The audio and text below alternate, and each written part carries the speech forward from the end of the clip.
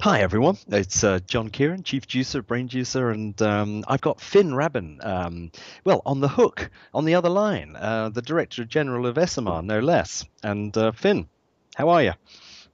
I'm great, John. Thank you very much indeed. And I'm delighted. I don't think I've ever been introduced as having or being on the hook, which I think is most appropriate. So looking forward to being even more hooked by the end of this conversation. Well, Finn's in actually misty Amsterdam, and I'm in sunny London today. So there we go, across the water, the North Sea. But what I wanted to talk about was the idea. I mean, Finn, introduce SMR because I mean, many people listening will know it, but I mean, SMR is, I think what is it, almost 5,000 members, 120 countries. But what is your purpose? What is the purpose of SMR?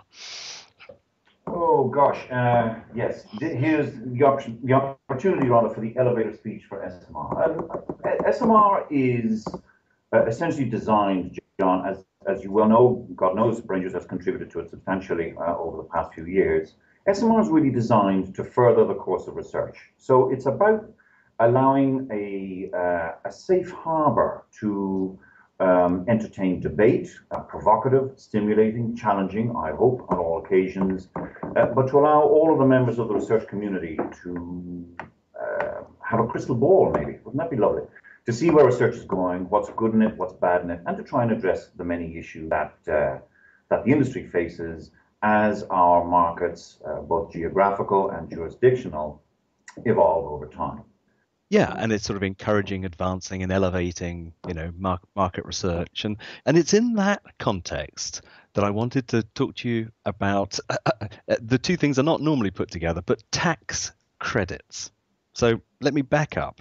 There was a very interesting article over Christmas here in the UK from a fairly well-known entrepreneur suggesting that in the same way that the government in the UK gives tax credits to companies who invest in research and development, that the same thing should apply to market research. And the argument is exactly the same argument as for R&D, is that companies who are, it has been shown that companies who invest in research and development are more profitable, they're more successful, they're more sustainable. They basically benefit the economy. They create jobs, they do well, and that's why there's a sort of a tax benefit to encourage companies to do R&D. And exactly the same argument was being put forward for market research. Companies that invest in market research also understand their customer better. They design whatever their product and services better to fit that customer.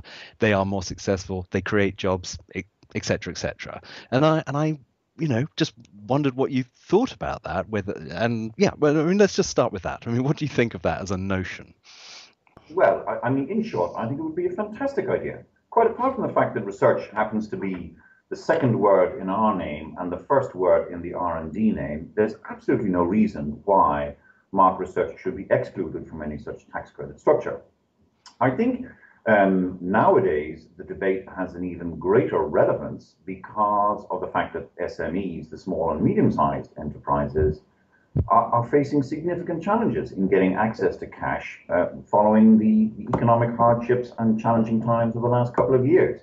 I think whether you pick up any newspaper in the world in whatever language, any of the countries that were adversely affected by the economic crisis all report that it is the access to cash which is essential to try and get the economies back up on their feet. And where that access is most difficult tends to be in the small and medium-sized enterprises. So if there were a mechanism that would allow market research and all of the work we do to be categorized under that same umbrella, well, it wouldn't necessarily maybe be nirvana, but my God, we'd be a hell of a long way down the road. Okay. And Finn, is it the sort of thing that SMR, would it's under your remit? Is it the sort of thing that you could actually say, look, if we think this is a good thing and it's a good argument that you could put forward to the, I don't know, the various national governments? I don't know if you have the lobbying structure to deliver that. Well, I wish we did, in as much as it would be wonderful to have the names, addresses, and home telephone numbers of all the finance ministers in all of the jurisdictions, because I think if we had that, we could certainly mount a very persuasive argument, I would hope. I think it is certainly something that we would be keen to support. It is not something, however, which is entirely within our remit to affect, because obviously, any country's budget has a number of different elements that are, in certain cases, immutable, and in others are changeable. And I think based on how those budgets are constructed, we would have, I suspect, varying degrees of success. But where I think we can play an extraordinarily important part is to show the impact and the effectiveness that research has. A gentleman called Jed Parton, who's he's actually chairing our program committee for Congress this year. And he's one of the global brand gurus in Synovate. Articulated it rather nicely when he said, one of the things that research probably doesn't do sufficiently well is to celebrate its successes. And he has very much taken that as one of the themes for our Congress. And I think ESOMAR could play a very important role in both demonstrating and indeed celebrating the impact and the success that research does have when it's done and applied well in all areas of a company's business. Okay, so that is interesting, because I mean, I'm as conscious as you are that it can be difficult to show a direct impact of the very early contribution of market research to the eventual success of a brand, of a product, of a company. And so, I absolutely applaud the idea of ESOMAR as stage one, helping to prove that effect, the actual impact, commercial impact of a great insight, of understanding your customer. And I agree that would be essential to any argument, persuasive argument to a government to say, market research is highly correlated with success and therefore deserving of tax credit. The second, presumably, would be to help articulate the case, the case and the argument, which then maybe it's more the companies that are part of, associated with ESOMAR, both the very large research companies, WPP and Ipsos, etc., but also Unilever's, Nestle's, Procter and Gamble, who, after all, are the biggest spenders of market research. Maybe it's helping to create the argument for them to take through their lobbying, kind of channels to the various governments. I agree. I mean, I think any such reporting or illustration of the benefits of research would be entirely impossible without the support of the users, the end clients. That's not to say that many of the research industries or the research companies aren't end users of research as well. But I think it would have to be a very balanced argument to say, look, on the one hand, here was a business problem that we were faced with or a business challenge.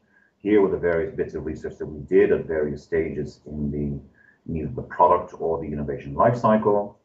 And here were the benefits that were clearly identified, articulated, and which led to us achieving, new product sales of X, or an increase of turnover in Y, or a reduction in cost of Z. So for me, at any rate, it would be essential that we would get that end user perspective because as in most cases, hard and fast numbers, and this is a kind of a nod to all of the quantitative researchers out there. Hard and fast numbers are always quite easy to digest in sound bites to say, look, this piece of research generated us £50 million worth of savings. That's a pretty simple argument to make. So I do think it needs to be translated into a language or into a context that is easily understandable by all of the elements and all of the interested parties at both governmental, supplier, and at end user side. But I think it can be done, and I think it's one of the challenges that we at ESOMAR have set ourselves. And I've also undertaken to try and see, can we introduce something like that within the industry over the course of the coming 12 months? And again, to give credit where credit is due, John, it was one of your thoughts when we were last chatting in Athens that prompted this entire discussion. So quite apart from chatting here today, I'm afraid I will be knocking on your door probably more than once over the coming months. You can realize that dream. Well, Finn, look, it's kind of you to say so. I think it was just too much sun in Athens, frankly. Mad thoughts that come from too much sun and some very fine wine. But there you go. There's a benefit for both. Exactly. Finn, well, mad thoughts and anglophones out in the noonday sun.